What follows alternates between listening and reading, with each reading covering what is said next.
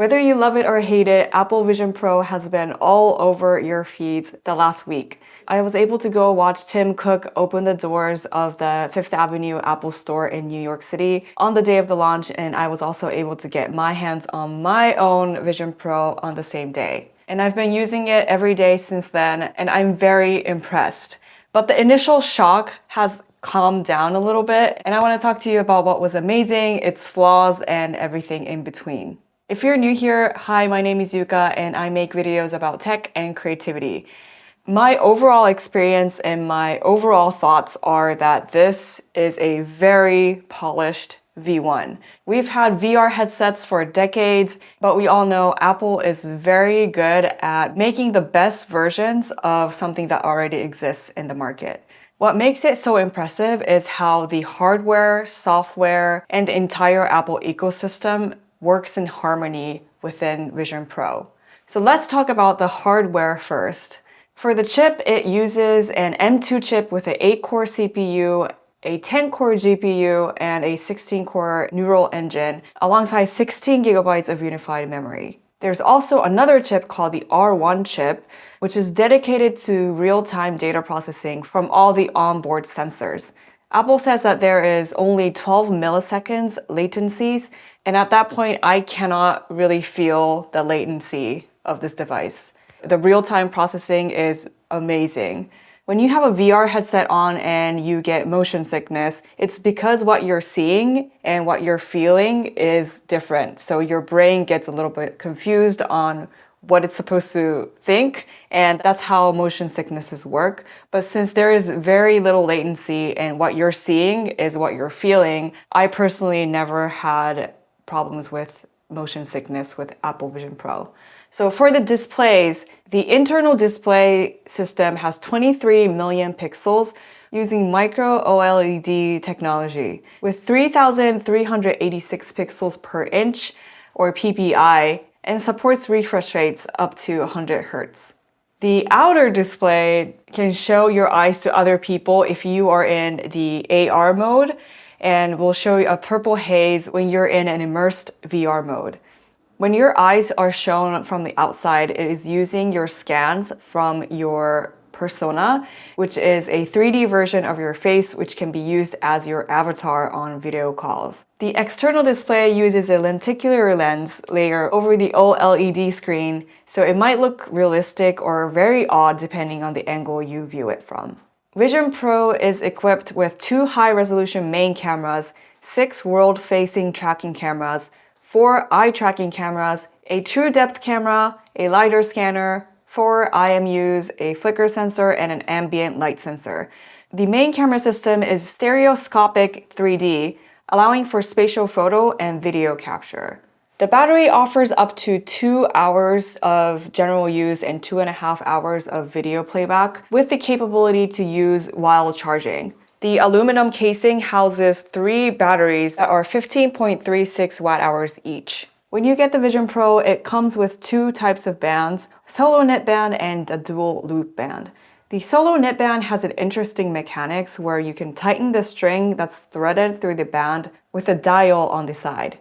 Dual loop band is not as cool looking, but more comfortable since it disperses the weight in 2 points. The hardware is incredible. There has never been a headset with this much pixels and low latency. Apple says there are over 5,000 patents packed into this thing, and it's filled with exciting technology.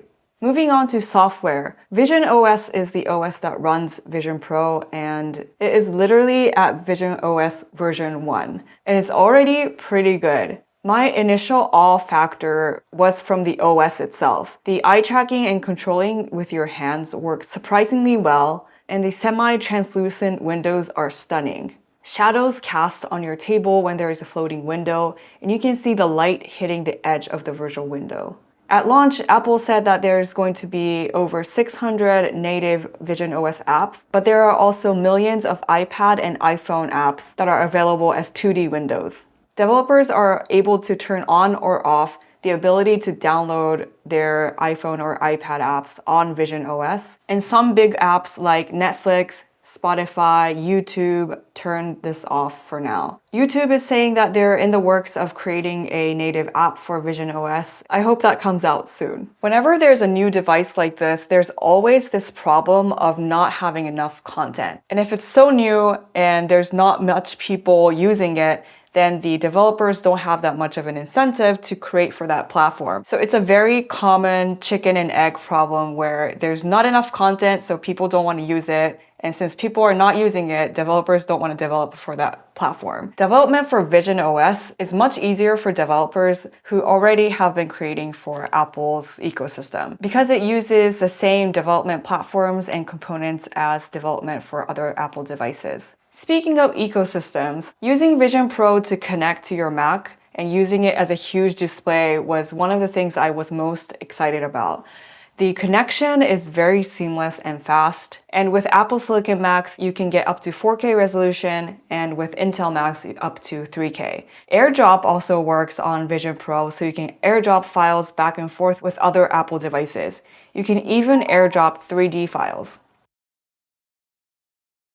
iCloud is one of the things that makes Vision Pro very pleasant to use. When I use other headsets and I have to log into some website or app, I had to open my iPhone and open 1Password and try to peek from between my nose and see my password and then try to type it in, and it was such a stressful thing. With iCloud, it's so seamless and it just does the same thing as it would with Face ID, and there's something called Optic ID where it scans your iris, and so it just authenticates with my iris using Optic ID and you're in.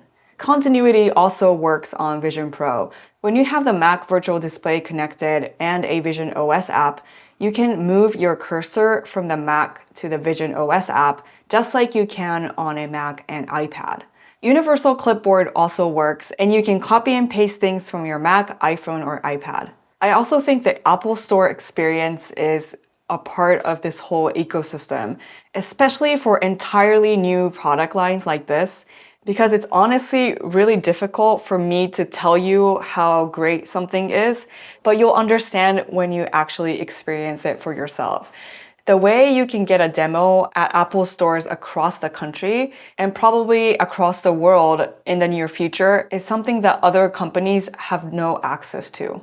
Let's talk about the downsides of using Vision Pro. The weight is definitely something that people were worried about, and I think a lot of people who actually used it are saying that it's one of the big issues. I thought I'd feel the weight on my neck the most, but actually as I'm using it, I feel it most on my face, specifically on my forehead and cheeks where the headset is resting. It's about 600 grams, and with all the accessories attached, it's almost the same weight as my iPad Pro 12.9 inch. To think that something this heavy is sitting on my face is kind of silly to think about. Physically, it was hard for me to wear for a very long period of time. I think the max is probably 1 or 2 hours for me, mainly because of eye strain. My eyes are so dry and tired right now from looking at a screen so close to my eyeballs.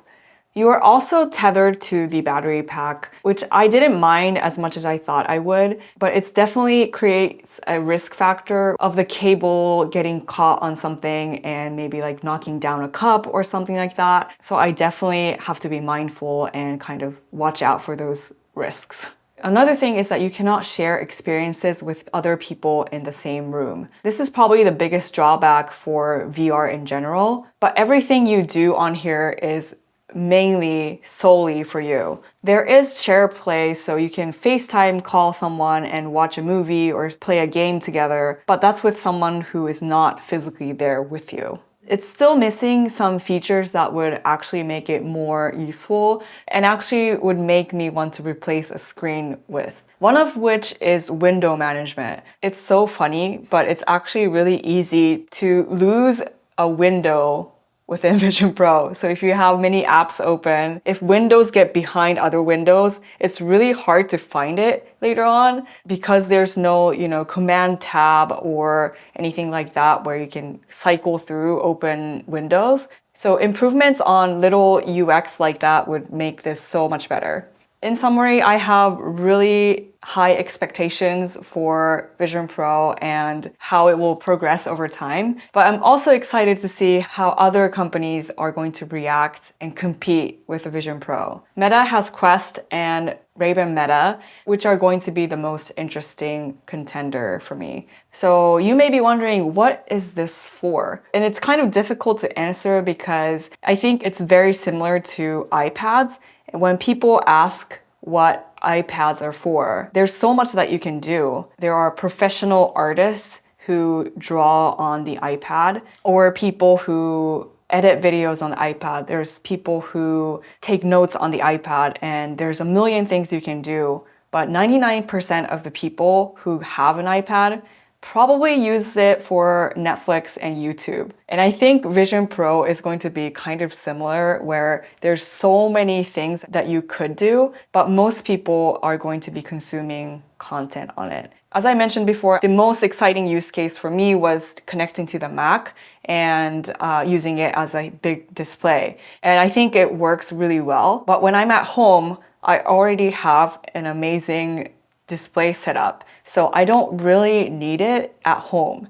And I think when it shines is if I'm traveling or if I'm on a business trip and not in my home office environment. Other use cases could be educational content. So, aspiring doctors can learn how to do surgeries in 3D, or industrial use cases like architecture and construction and stuff like that.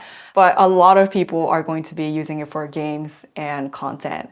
In terms of content, Disney Plus has a pretty extensive collection of 3D movies, which will give you a similar experience as watching a 3D movie at the theaters wearing one of those 3D glasses. What was really compelling to me was the immersive videos in Apple TV Plus. While the 3D movies are like 2D, but things are like popping out of the screen, immersive videos are more like you are actually in the scene, and they are like 180 spatial videos, so you don't get the 360 experience. So you can't really turn around, but the scene is in front of you in like a 180 degrees capacity, and it looks like 3D.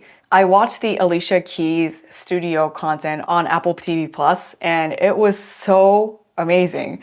I had chills and goosebumps all throughout the video. I'm not gonna lie, I shed a little tear because it really truly felt like I was in the room with her and her talent was right in front of me. It really made me think about the future of content creation. If in the future, imagining if iPhones could shoot 180 spatial videos like that, and if YouTube allowed for that type of content to be uploaded, and if people using Vision Pro can watch those videos that I made in spatial immersive mode, I think that would be so interesting and so cool, but also a little bit creepy. If that became the norm, I feel like the parasocial relationships will be at an all-time high, but it makes you think what we could be creating in the future as content creators. At first, I was doing this Vision Pro math where I thought I can get rid of my monitors because I can connect the Vision Pro directly to the Mac and have a huge screen in front of me. And I can get rid of my projector because I can have 100 feet wide screen right in front of me. And I can get rid of my turntable because I can DJ in VR and there can be robots dancing with me. But then I realized after using it for a while that I still need those things in real life. The virtual versions in Vision Pro work really well, but I'm not at a point where I feel comfortable enough to get rid of everything in real life. So I feel like Vision Pro is still not a replacement for all the real things, but it's a really good replica. So 99% of the people probably won't need this, but I encourage 100% of people to go visit the Apple Store if there is one nearby and try it out at a demo. Those are completely free. I don't think anyone at Apple is gonna be salesy to you because that's not their brand, but this is such a new experience that it's really hard to convey in words and videos. So I highly encourage that you at least go try it before you dismiss it. Let me know what you think about Vision Pro and if you've tried the demo or if you got one yourself. And thank you so much for watching this far into the video, and I'll see you in the next one. Bye!